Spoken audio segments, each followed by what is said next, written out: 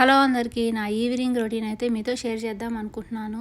Yesterday afternoon అయితే lunch తిన్న తర్వాత కొన్ని గిన్నెలే ఉన్నాయి కదా, ఎందుకు కడగడము, కాసేపు తర్వాత రెస్ట్ తీసుకొని వచ్చి కడుగుదాము అనుకున్నాను. అలా వెళ్ళి ఒకసారి కూర్చున్నాము అనుకోండి, ఇంకైతే అసలు వేయాలనిపించదు కాబట్టి అలాగే అయిపోయింది. ఇప్పుడైతే 3 o'clock అయిపోయింది. ఇంకన్నా వెళ్ళి పని చేసుకోవాలి అని చెప్పి అయితే కిందకు వచ్చాను. ఫస్ట్ అయితే ఆల్రెడీ కడిగి ఉన్నటువంటి గిన్నెలన్నింటినీ నీట్గా సర్దేసుకున్నాను. ఇప్పుడైతే ఉన్నటువంటి గిన్నెలన్నీ కూడా కడిగేసుకుంటూ ఉన్నాను. ఆఫ్టర్నూన్ అయితే మాత్రము వాళ్ళకి కాఫీ పెట్టించాను అనమాట. పాలు కాచినప్పుడైతే కొన్ని మిగిలిపోయాయి. ఇంకా దాంతోపాటు కొంచెం అయితే మీగడ కూడా కట్టుంది, ఎందుకు వేస్ట్ చేయడము అని చెప్పి అయితే ఒక గిన్నెలో పెట్టేసుకున్నాను. రేపు ఫేస్ ప్యాక్ లాగా వేసుకునే దానికి పనికొస్తుంది అని చెప్పి దీనిలో అయితే కొంచెం హనీ యాడ్ చేసుకున్నాను, సినమన్ పౌడర్ కొంచెం యాడ్ చేసుకున్నాను, కొంచెం పసుపు కూడా అయితే యాడ్ చేసి బాగా మిక్స్ చేసుకొని అయితే ఫ్రిడ్జ్లో పెట్టేశాను. ఇంకా అయితే కొంచెం లిక్విడ్గానే ఉంది కదా, రేపు మార్నింగ్ అయితే దానిలో కొంచెము బేసిన్ పౌడర్ అయినా యాడ్ చేస్తాను, లేదంటే రైస్ ఫ్లోర్ అన్నా కానీ యాడ్ చేసుకుంటాను. అప్పుడైతే కొంచెం థిక్ అవుతుంది. అప్పుడు మనం ఫేస్కి ప్యాక్ లాగా కూడా వేసుకోవచ్చు. ట్యాన్ అంతా కూడా రిమూవ్ అయిపోతుంది. ఫేస్ అయితే మాత్రము కొంచెం గ్లోగా వచ్చేస్తుంది. మేము లాస్ట్ టైం ట్రిప్కి వెళ్ళాము కదా, ఎండలో తిరగడం వల్ల అయితే మాత్రము ఫేస్ చాలా ఎక్కువగానే ట్యాన్ అయిపోయింది. దాంతోపాటు స్కిన్ అయితే కూడా పీల్ అయిపోతూ ఉందన్నమాట. చాలా ఎండలు ఎక్కువగానే ఉన్నాయి. మేము ఉండే ప్లేస్ అయితే మాత్రము ఈక్వల్ టు ఇండియా లాగా అనమాట. ఎండలు అయితే కూడా బాగా వస్తాయి. ఒకసారి బయట వెళ్ళాము అంటే చాలు కాకమ్మలాగా తిరిగి అయితే ఇంటికి వస్తాము. అంత బాగా ఎండలు ఉంటాయి మాకైతే మాత్రము. ఈరోజైతే ఈవినింగ్ వాళ్ళకి స్నాక్ లాంటిది ఏది పెట్టడం లేదు.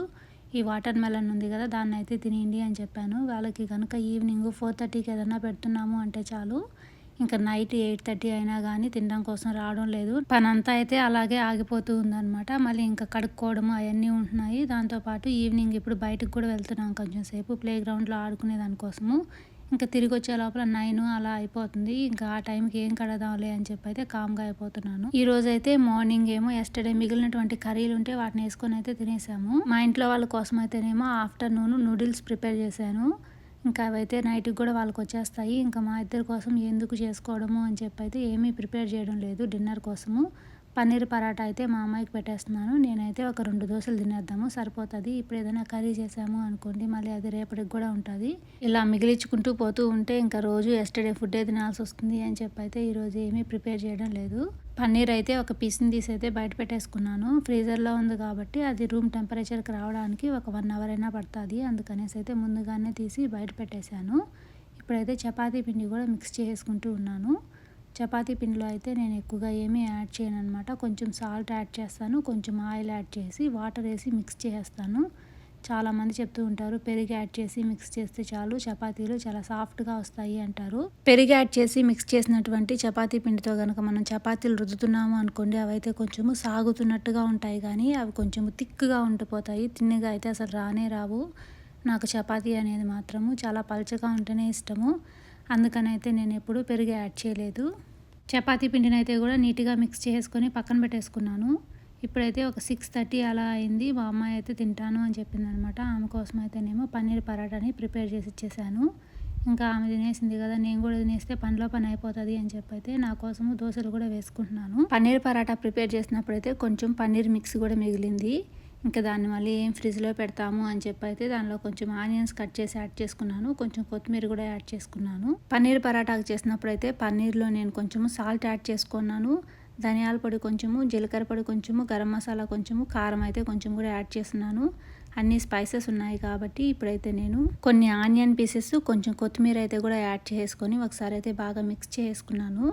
దోశ వేసుకున్న తర్వాత దానిపైన అయితే ఈ పన్నీర్ మిక్స్ కొంచెం యాడ్ చేసుకొని కొంచెం సేపు ప్రెస్ చేసి తర్వాత కొంచెం లైట్గా ఆయిల్ యాడ్ చేసుకొని కాల్చేసి తింటే మాత్రము టేస్ట్ చాలా మంచిగా ఉంటుంది పన్నీర్ దోశలాగా.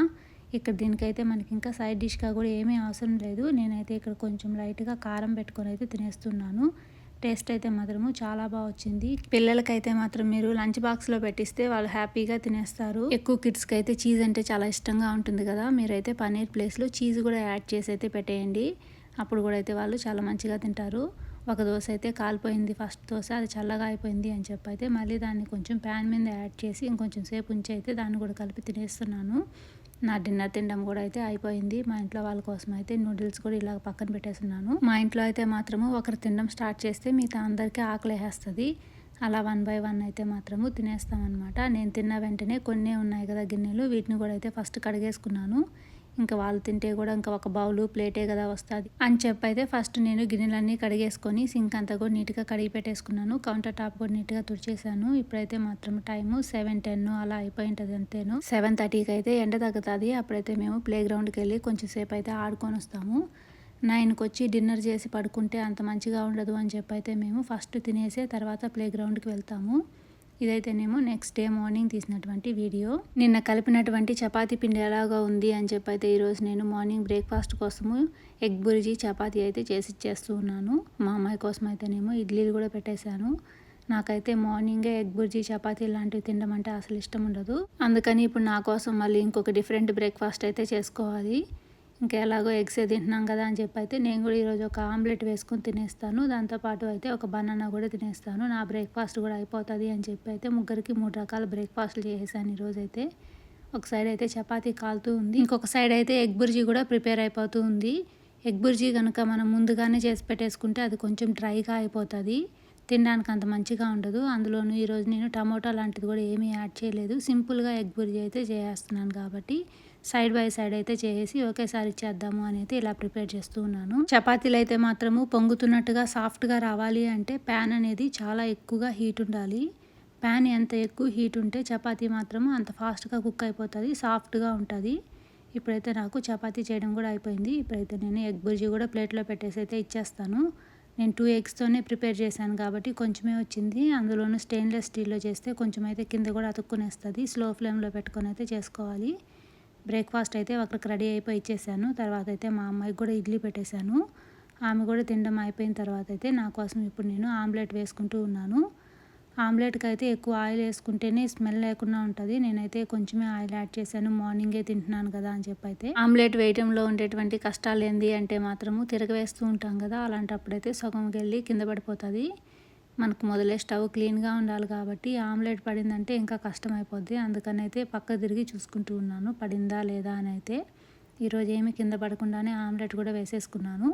2 సైడ్లు అయితే కొంచెం సేపు కుక్ చేసుకొని ఇప్పుడైతే ప్లేట్లో పెట్టేసుకున్నాను. ఈరోజు నా బ్రేక్ఫాస్ట్ అయితే అదేను. బ్రేక్ఫాస్ట్ తినడం అయిపోయిన తర్వాత అయితే ఉన్నటువంటి గిన్నెలన్నింటినీ నీట్గా కడిగేసుకుంటాను.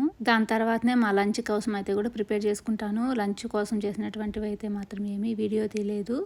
లంచ్ చేయడం అయితే కూడా అయిపోయింది. ఈరోజు మా లంచ్ కోసం అయితే బిర్యానీ రైస్ లాగా ప్రిపేర్ చేశాను. దీనికి కాంబినేషన్గా అయితే చికెన్ మెజెస్టిక్స్ కూడా చేసుకున్నాము. చాలా రోజులు అయింది చికెన్ మెజెస్టిక్స్ చేసి అని చెప్పి అయితే ఈరోజు చేశాను. టేస్ట్ అయితే మాత్రము చాలా బాగా వచ్చింది. ఈ 2 రెసిపీస్ లింక్స్ కావాలంటే డిస్క్రిప్షన్లో ఇస్తాను, కావాలంటే ఒకసారి చెక్ చేసుకొని మీరు కూడా అయితే తయారు చేసుకోవచ్చు. టేస్ట్ అయితే మాత్రము చాలా బాగుంటుంది. లాస్ట్ వీక్ అయితే మామిడికాయలను అయితే కొంచెం సేల్లో పెట్టినాడు. నార్మల్గా అయితే ఒక ఎల్బీ వచ్చేసి $4 $5 అలా ఉంటుంది. లాస్ట్ టైం అయితేనేమో $2 పెట్టినాడు. అందుకనేసి నేను ఒక 3 మ్యాంగోస్ తీసుకొని వచ్చాను. ఈ 3 మ్యాంగోస్ని అయితే ఇప్పుడు నేను నీట్గా తురిమి పెట్టేసుకొని ఫ్రీజర్లో వేసి పెట్టుకుంటే చాలు. ఎప్పుడైనా మనం మామిడికాయ పప్పు చేసుకునే దానికైతే చాలా మంచిగా వస్తుంది. ఒక 1 year అయినా కూడా అలాగే స్టోర్ ఉంటుంది అనమాట. అందుకని ఈరోజైతే ఆఫ్టర్నూన్ ఖాళీ టైంలో ఈ పనులన్నింటినీ అయితే చేసి పెట్టేసుకుంటున్నాను. ఈ మామిడికాయలన్నింటినీ తురమాలి అంటే నాకు ఒక అరగంట అయినా టైం పడుతుంది. అంతసేపు నిలబడి ఎందుకు తురమాలి అని చెప్పి అయితే నేను ఆఫ్టర్నూన్ టైం ఖాళీ ఉంటుంది కదా, ఆ టైంలో టీవీ చూసుకుంటూ అయితే నీట్గా తురిమేసుకోవచ్చు. మనం చేసాం పని అని కూడా అయితే మనకు తెలియకుండా ఉంటుంది. అందుకని అయితే ఇప్పుడు నేను నీట్గా వీటిని కట్ చేసి తురిమేది కూడా తీసుకొని అయితే మీడియా రూమ్లోకి వెళ్ళిపోతున్నాను అనమాట. మీడియా రూమ్లో అయితే ఏదో ఒక మూవీ ఆన్ చేసేస్తాను. ఇంకా మనం రిమోట్తో టచ్ చేసే పని కూడా ఉండదు. మూవీ పాటికి మూవీ పోతూ ఉంటుంది, మన పని అయితే కూడా చేసేసుకోవచ్చు అని చెప్పి అయితే వచ్చాను. టీవీ ఆన్ చేయంగానే నాకు ఒక మూవీ కనిపించింది అనమాట. దాన్ని అయితే ఆన్ చేసేసాను.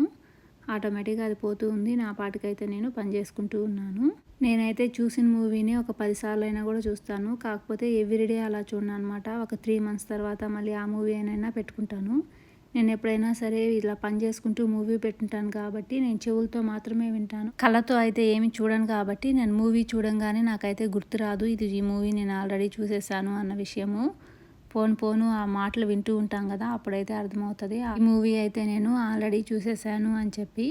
మొత్తానికైతే నేను మామిడికాయని అయితే నీట్గా తురిమి పెట్టేసుకున్నాను. దీంతో కావాలంటే మనం పచ్చడిలాగైనా ప్రిపేర్ చేసుకోవచ్చు, లేదంటే మామిడికాయ పప్పులో అయినా యాడ్ చేసుకోవచ్చు. పప్పులో యాడ్ చేసుకునే దానికి ముక్కల్లాగా కట్ చేసి ఫ్రీజ్ చేసుకొని ఉంటే సరిపోయింటుంది కదా, తురవడం దేనికి అనుకుంటారేమో. నేనైతే అప్పుడప్పుడు పచ్చళ్ళలో యాడ్ చేసుకుంటాను, వంకాయ కూరలో కూడా యాడ్ చేస్తాను అనమాట. ముక్కలుగా ఉన్నాయి అనుకోండి, మనం కూరలో యాడ్ చేస్తే ఆ పీస్ అలాగే కనిపిస్తూ ఉంటుంది. ఇలా మనం తురిమింది యాడ్ చేస్తామనుకోండి గ్రేవీలో కలిసిపోయి మనకు టేస్ట్ అయితే చాలా మంచిగా ఉంటుంది. అందుకని అయితే ఓపిక్గా ఇప్పుడు నేను తురిమి పెట్టేసుకున్నాను.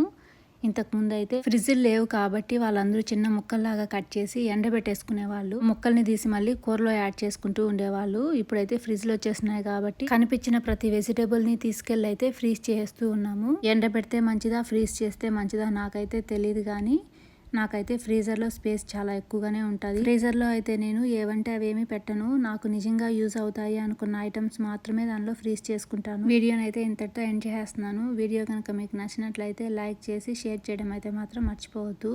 Thank you so much for watching అండి. మరో మంచి వీడియోతో మీ ముందుకు వస్తాను. అంతవరకు సెలవు, బాయ్.